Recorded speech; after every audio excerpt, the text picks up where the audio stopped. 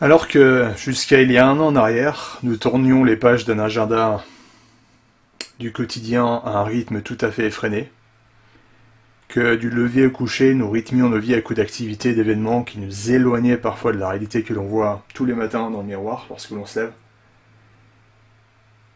c'est-à-dire nous-mêmes, eh bien tout cela en grande partie était freiné depuis plus d'une année maintenant. Le train a freiné, des passagers sont descendus, et nous n'observons plus le paysage qui défile à travers les fenêtres aujourd'hui. Nous devons reprendre les commandes d'un véhicule que nous avions trop longtemps laissé sur le pilote automatique jusqu'ici. Nous nous laissions porter par nos vies en tournant les pages de cet agenda. Nous lisions ce que nous allions faire du lundi au dimanche. Nous organisions notre vie au gré des rencontres, au gré des sorties, en nous laissant glisser sur un terrain qui nous menait parfois vers une vie agréable ou parfois désagréable sans nous poser trop de questions, ou aussi parfois nous nous posions des questions. Lorsque les choses n'allaient pas forcément dans notre sens, comment est-ce qu'il était possible de courber les choses, de forcer les choses pour pouvoir y remédier. Ainsi aujourd'hui, nous nous retrouvons face à un quotidien qui est toujours plus restreint, en perspective nouvelle, contre lequel on lutte parfois, contre lequel on force parfois, on est parfois en pente montante, et misant tout sur un avenir qui est de plus en plus incertain. Alors la question est, lorsque la difficulté vient à nous, lorsque la difficulté s'impose, et lorsqu'elle surgit, cette difficulté, de gérer un quotidien que nous n'avons pas encore bien envisagé, lorsqu'il s'agit d'envisager des échéances à long terme, comment retrouver l'espoir, comment y voir plus clair, comment trouver la sérénité, comment être bien avec soi-même, comment être bien dans la simplicité.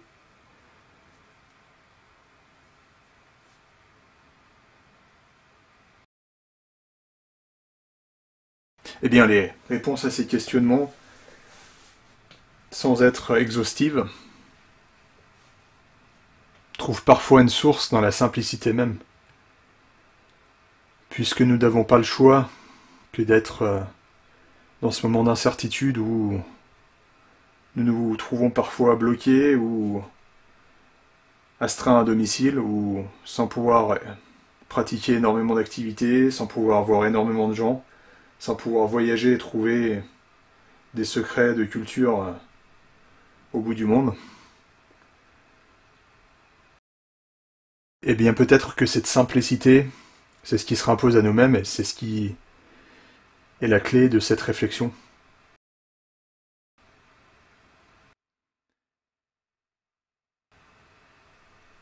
Peut-être devons-nous profiter de ces instants où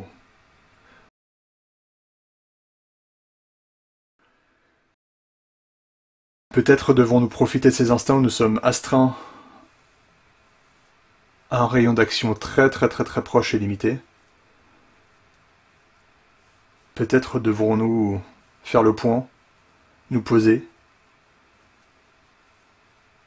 et sonder notre esprit, prendre le temps de mettre ces activités en pause,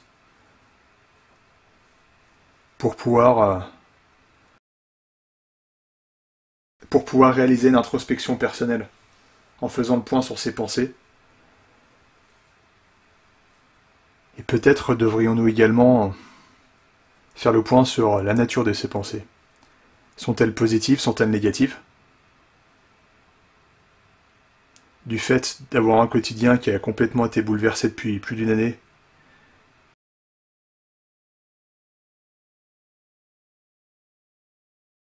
est-ce que je me retrouve face à des questionnements que je n'avais jamais eu auparavant?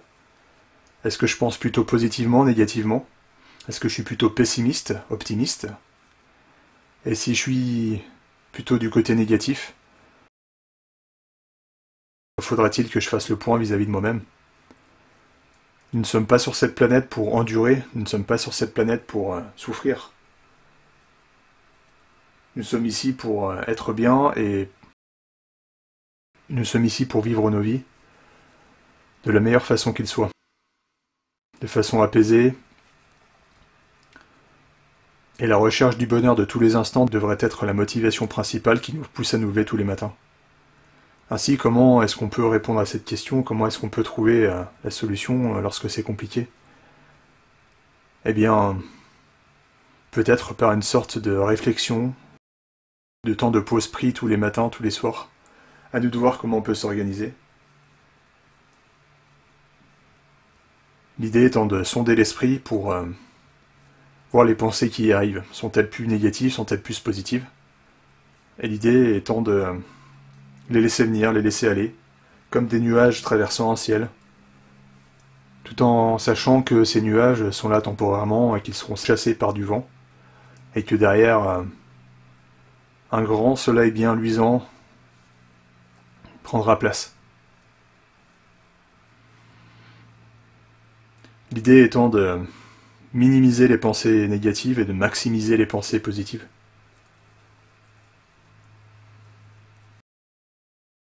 Une fois cela fait, une fois l'esprit vidé, une fois les pensées réorientées, tous les jours, un petit peu tous les jours, on voit qu'on est capable d'avoir beaucoup plus de recul et de prendre beaucoup plus de distance face à notre quotidien, et de remettre en perspective ce qui nous fait nous sentir bien. Et une fois ces pensées réorientées vers des choses qui nous font nous sentir bien, on peut estimer qu'on touche la clé du doigt. La clé qui nous fait nous sentir heureux tous les jours. Et par ailleurs, nous constatons également que quand nous effectuons cette réflexion quotidienne sur nos pensées, en les laissant passer, elles ne deviennent finalement que ce qu'elles sont, c'est-à-dire des pensées momentanées et des pensées éphémères.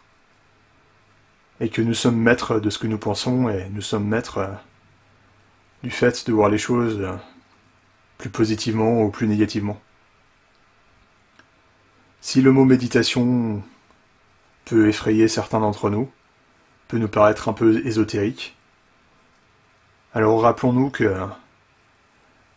l'esprit n'a pas besoin d'être contraint par tout un agenda qui le prend en étau, et que lorsqu'on a peu de choses en tête, on est toujours beaucoup plus à même de mieux les organiser et d'être beaucoup plus serein. Et par ailleurs, pour conclure, pensons que ce qui nous rend parfois heureux, c'est de faire des choses simples. Que ce soit un verre pris avec des amis, peu d'amis bien évidemment,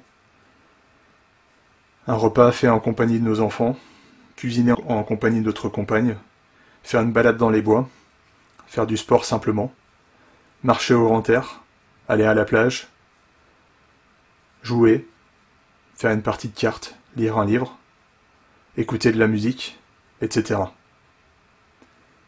Et ces choses simples, c'est ce que l'on faisait quand on était petit parfois et que l'on perd quand on est grand. Et n'oublions pas que